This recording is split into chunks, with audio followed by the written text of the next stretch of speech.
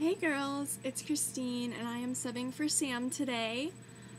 So I figured the topic of my video today should be about road trips and traveling and how to deal with that with POTS, because I actually literally just got home an hour ago from having a road trip with my friends. It was a 3-day weekend road trip to San Antonio with my 3 best friends and me. So it was 4 of us and it was wonderful. We've been talking about doing something like that since freshman year and it was so much fun. So I'm going to go into real quick about what happened and what I did, and then I'm going to give you all tips as to what I think helps with road trips and stuff. So okay, we drove 5 to 6 hours the first day, and the night before I probably got 5 hours of sleep because I wasn't feeling that good. I was really congested. And then when we got there, we walked the Mission San Jose, which was really cool. If you're ever in San Antonio, don't skip that, because it's so cool to see the history in it, and it's an actual working Catholic church, and it's beautiful. Sorry, I have all this written to the side, so I'm trying to read it. We then checked into our hotel, and we rested a little bit. I was so tired, I took a 20-minute nap. And then we got dressed and we went out to dinner, and that was really fun. Oh, I skipped something. We did the Alamo too that day. And then we went to sleep because we were exhausted. But it was fun. So the Mission, the Alamo, and dinner. And then driving the whole day. That's all we did that day. And then that night I probably got around 8 hours of sleep. Then the second day was honestly the insane one. We got up around 9 o'clock and had breakfast.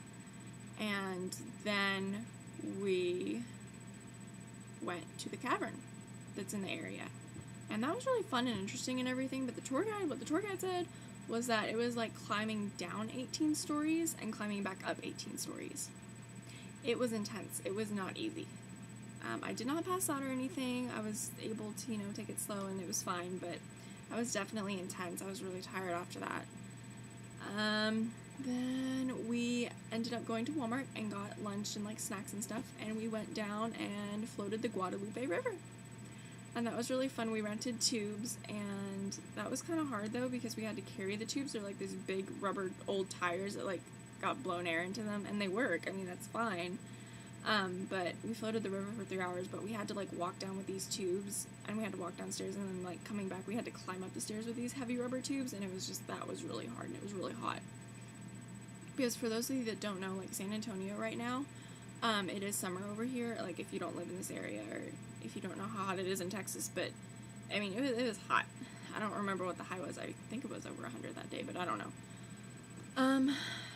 Then we went back to the hotel and we rested for a little bit, but it was already 8 o'clock by the time we got back to the hotel, so we had to get showers and take turns getting showers and change, and we got dressed up and went out to dinner. And dinner was awesome. We went to this cute little Cafe Olay on the Riverwalk, and I highly, highly recommend it, because we were right off the Riverwalk with our hotel.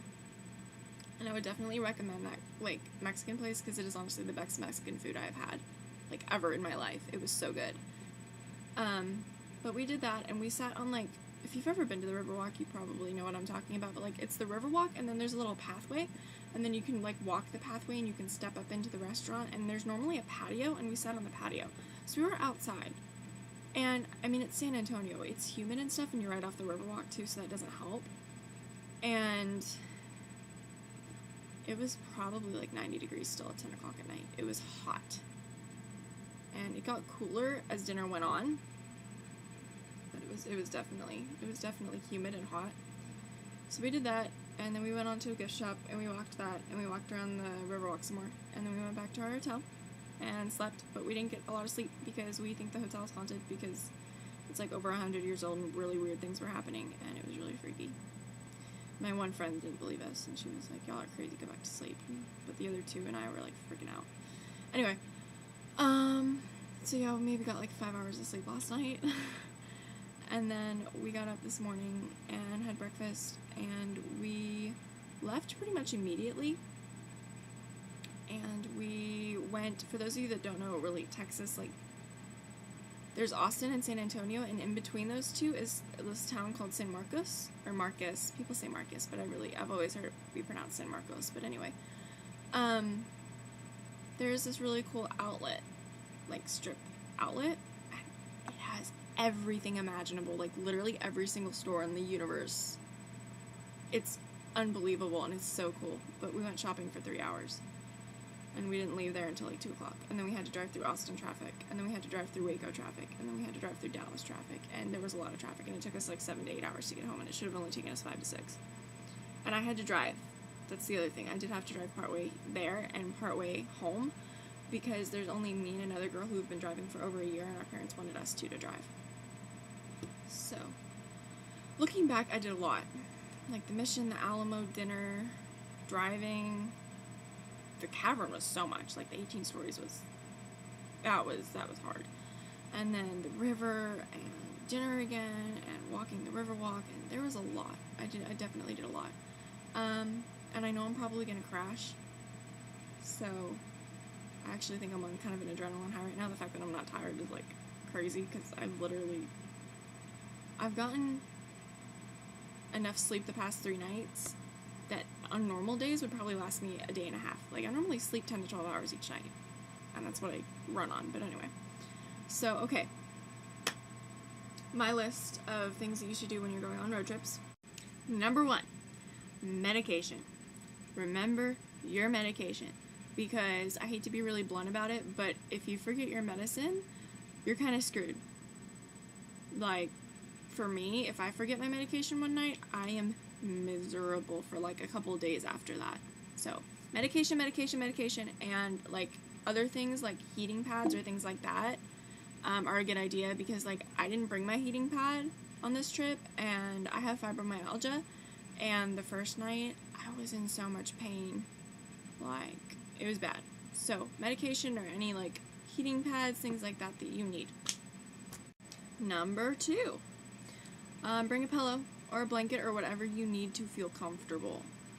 Because for me, I know my body has issues adjusting to new situations and like new areas and things like that, and just like new surroundings.